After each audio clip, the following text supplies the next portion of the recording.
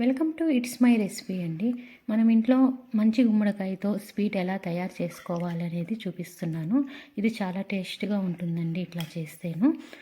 మనం గుమ్మడికాయ తీసుకొని మనం ఈ సైజు ముక్కలు అనేది కోసుకోవాలండి. ఇది మంచి గుమ్మడికాయ అండి. మనం ఈ సైజు తొక్కు తీసుకొని ఈ సైజు అనేది ముక్కలు అనేది కోసి పెట్టుకోవాలి. ఇప్పుడు నేను కొంచెం లావుగా ఉండే దబర అనేది తీసుకున్నానండి, లేదంటే మనకి అడుగు అంటుతుంది. ఇప్పుడు మనం కొంచెం గుమ్మడి ముక్కలు వేసేసుకోవాలి. ఇట్లా వేసేసుకొని మళ్ళీ మనం బెల్లము, నేను ఈ ముక్కలకి నాకు 4 గెడ్లు పట్టినాయండి బెల్లం అనేది. నేను దీన్ని ఇట్లా దంచి పెట్టుకున్నాను. దీన్ని మనం కొంచెం తీసుకొని ఇప్పుడు మనం గుమ్మడికాయ ముక్కలు వేసున్నాం కదా, దాని మీద ఒకసారి ఇలా వేసుకొని ఇట్లా వేసేసుకోవాలండి. తర్వాత మళ్ళీ మనం గుమ్మడి ముక్కలు అనేది వేసుకొని మళ్ళీ మనం దాని మీద మళ్ళీ బెల్లం మనం దంచి పెట్టుకున్నాం కదా, బెల్లం అనేది వేసేసుకోవాలి. చూడండి నేను ఇలా వేసేసుకున్నాను. ఇప్పుడు మళ్ళీ మనం గుమ్మడి ముక్కలు ఉంటాయి కదా, ఆ ముక్కలన్నీ వేసేసుకోవాలి.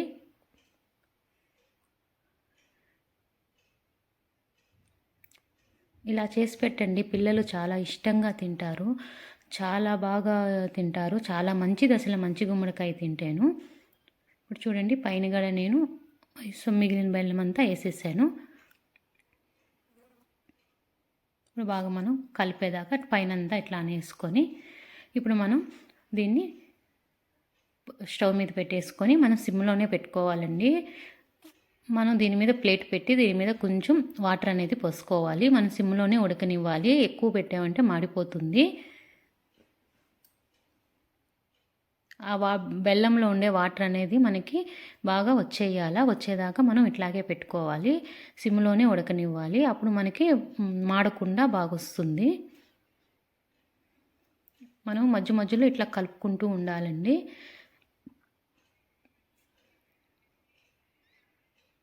ఇట్లా కలుపుకుంటే మనకి కింద అడుగు అంటదు.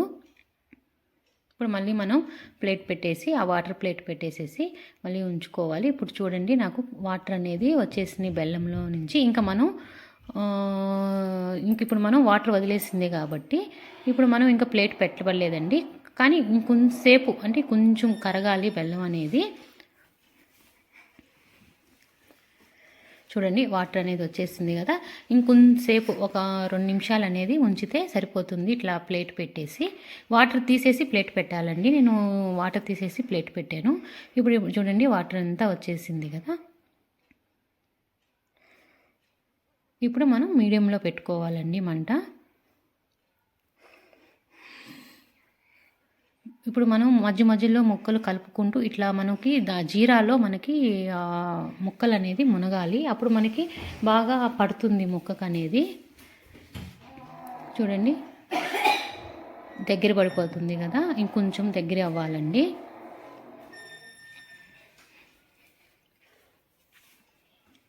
చూడండి ఇప్పుడు దగ్గర వచ్చేసింది. ఇప్పుడు రెడీ అయిపోయిందండి. దీన్ని మనం బౌల్లోకి తీసేసుకోవాలి.